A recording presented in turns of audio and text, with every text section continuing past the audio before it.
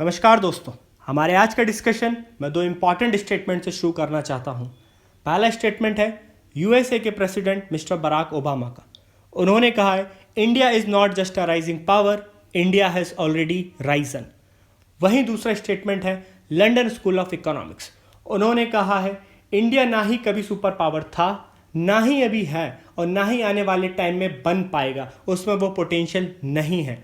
तो आज जो हमारा डिस्कशन है वो इन्हीं दो कॉन्ट्रैक्शन पे है कि इंडिया सुपर पावर बन पाएगा या नहीं, वो भी तब जब कोविड-19 ने एक ग्लोबल डिस्रप्शन क्रिएट कर दिया, एक वैक्यूम क्रिएट कर दिया है वर्ल्ड ऑर्डर में। तो चलिए स्टार्ट करते हैं आज का हमारा discussion.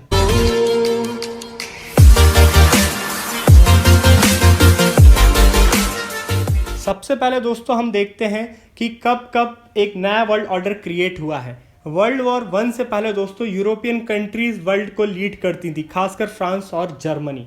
After world war 1 America एक वर्ल्ड लीडर के तौर पे बाहर आया। उसमें खास रोल था वुडरो विल्सन का। उन्होंने पेरिस पीस कॉन्फ्रेंस कराई जिसमें वर्ल्ड वॉर 1 ख़त्म हुआ और उसके ही चलते उसका रिजल्ट रहा लीग ऑफ नेशन, जिसको आज हम यूनाइटेड नेशन के नाम से जाना जाते हैं।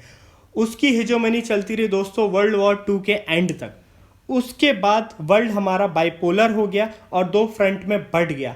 एक फ्रंट का नाम था डेमोक्रेटिक वेस्ट जिसको लीड किया यूएसए ने, और एक फ्रंट था हमारा कम्युनिस्ट ईस्ट जिसको फ्रंट किया यूएसएसआर ने, जिसको हम सोवियत यूनियन कहते हैं। ये कोल्ड वॉर दोस्तों चलता रहा टिल 1991 तक, जब तक डिसइंटीग्रेशन ऑफ यूएसएसआर नहीं हुआ और उसके बाद फिर यूएसए एक सुपर पावर बन गया। बट उसकी हेजोमनी को थ्रेट किया 2001 में 9/11 के टेररिस्ट अटैक ने। उसके बाद यूएसए कहीं ना कहीं सहम गया और उसी टाइम पे चाइना का राइज हुआ।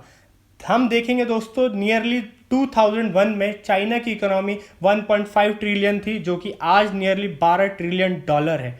तो एक क्वांटम जंप मारा है चाइना की इकोनॉमी ने, और यहीं से कंपटीशन स्टार्ट हुआ चाइना का और यूएसए का, और वो कंपटीशन चलते चलते बढ़ गया, जो कि हमने 2016 में देखा था आफ्टर ट्रंप इलेक्शन की एक ट्रेड वॉर स्टार्ट हो गया बिटवीन यूएसए और चाइना का। और उस ट्रेड वॉर को ख़त्म और हम कह सकते हैं बढ़ा दिया है कोविड-19 ने। और इसी कोविड-19 से एक वैक्यूम क्रिएट हो गया वर्ल्ड ऑर्डर में, क्योंकि यूएसए के केस इतने बढ़ गए हैं कि उसको उभरने में टाइम लगेगा। और वहीं हम देख रहे हैं चाइना को लोग एक सस्पिशियस नज़र से देख रहे हैं, क्योंकि वहीं से वायरस का ओरिजिन हुआ था। तो चलिए हम रीज़न देखते हैं क्या इंडिया इस वैक्यूम को फिल कर पाएगा। तो जो एक पहला रीज़न है बहुत इंपॉर्टेंट है किसी भी कंट्री का, उसकी हार्ड पावर, और उस हार्ड पावर में सबसे इंपॉर्टेंट है इंडिया की मिलिट्री स्ट्रेंथ। इंडिया आज सेकंड नंबर पर है आफ्टर चाइना। उसके आर्मी पर्सनल, इंडिया के पास लगभग 1.5 मिलियन आर्मी पर्सनल है, जो कि काफ़ी स्ट्रेंथ देता है इंडिया की हार्ड पावर को। और दूसरी हार्ड पावर है इंडिया का recognition in nuclear state. India के पास न्यूक्लियर वेपन है, और आज किसी के पास भी न्यूक्लियर वेपन है तो वो बहुत ही एक सुपर पावर कैटेगरी में आता है। एक और दोस्तों रीज़न है इंडिया की इकोनॉमिक ग्रोथ। हम देख रहे हैं इंडिया की इकोनॉमिक ग्रोथ बढ़ती जा रही है। इंडिया का पर कैपिटा इनकम पिछले साल से इस साल नियरली 6.8% बढ़ गया है। तो हम देख रहे हैं इंडिया काफ़ी फास्टेस्ट ग्रोइंग इकोनॉमी हो गई अक्रॉस द वर्ल्ड। एक और रीज़न है दोस्तों इंडिया की पॉपुलेशन। इंडिया का जो डेमोग्राफिक डिविडेंड है वो काफ़ी अच्छा है, जिसको हॉट स्पॉट मान रही है ग्लोबल की इकोनॉमी, और इंडिया 2025 तक चाइना को भी सरपास कर देगा इन टर्म्स ऑफ पॉपुलेशन। तो इंडिया का जो डेमोग्राफिक डिविडेंड है वो बहुत ही बड़ा एसेट है। अगर उसको स्किल्ड तरीके से यूज़ किया जाए तो इंडिया का ये एसेट बहुत अच्छा काम कर सकता है आने वाले टाइम में। एक और दोस्तों बहुत इंपॉर्टेंट रीज़न है इंडिया की डिमांड बहुत हाई रहती है बिकॉज ऑफ इट्स पॉपुलेशन। आप जानते हैं दोस्तों इंडिया में करीब 130 करोड़ है, और उनकी डिमांड कितनी होगी, इंडिया की कंज्यूमर की डिमांड जितनी होगी इतना ही फॉरेन इन्वेस्टमेंट आएगा, और फॉरेन इन्वेस्टमेंट आएगा तो इंडिया की ग्रोथ उतनी ही बढ़ेगी। तो एक और ये भी रीज़न है। और एक और रीज़न है इंडिया का आईसीटी दोस्तों इंडिया को आज हम जानते हैं एक सॉफ्टवेयर सर्विस।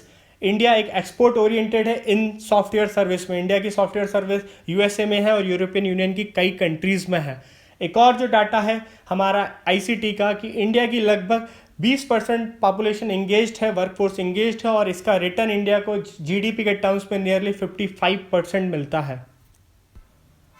अब दोस्तों हम कुछ बात करते हैं इंडिया की सॉफ्ट पावर की, और इसमें पहला नाम आता है इंडिया की वाइब्रेंट डेमोक्रेसी।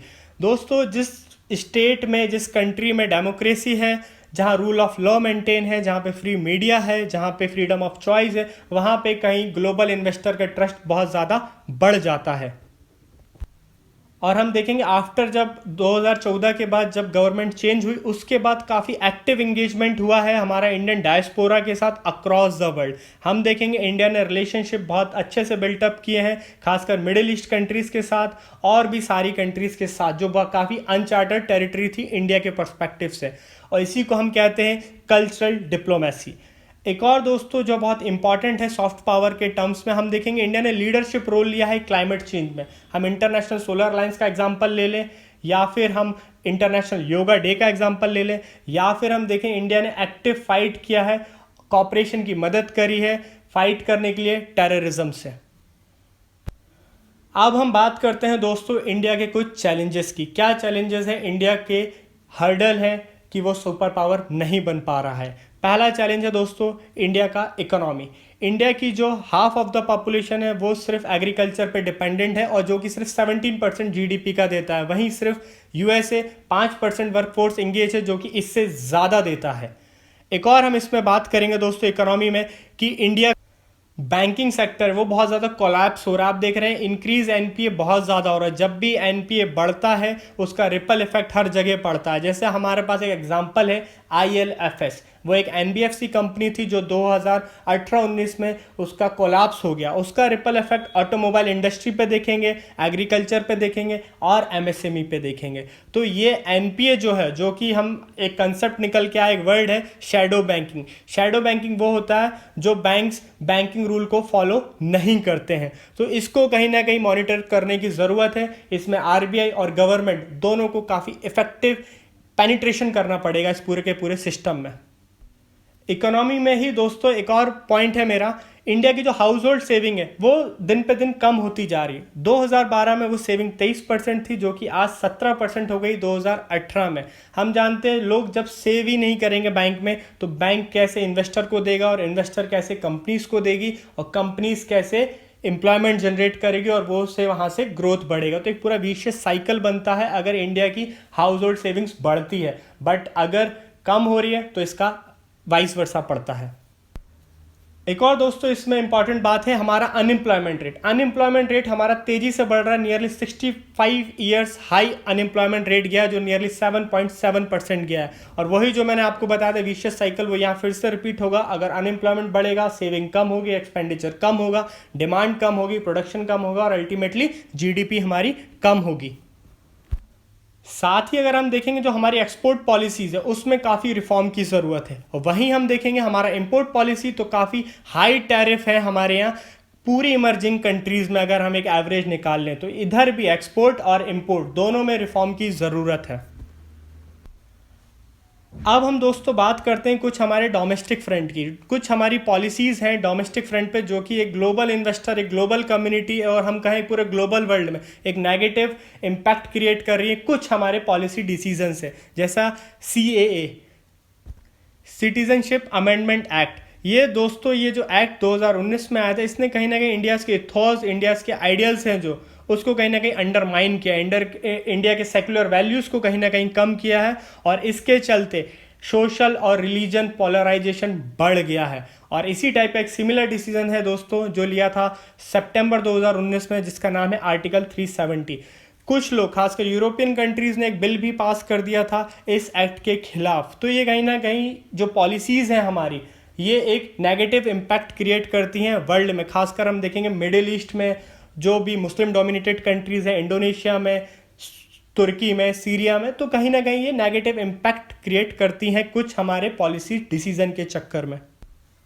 साथ ही दोस्तों इंडिया को तय करना होगा कि इंडिया को ग्लोबल पावर बनना है या ग्लोबल लीडर बनना है, क्योंकि ग्लोबल पावर में बहुत ज़्यादा कोहर्सन है। काफ़ी जो कंट्रीज़ हैं वो अपोज करेंगी इंडिया को ग्लोबल पावर बनने में।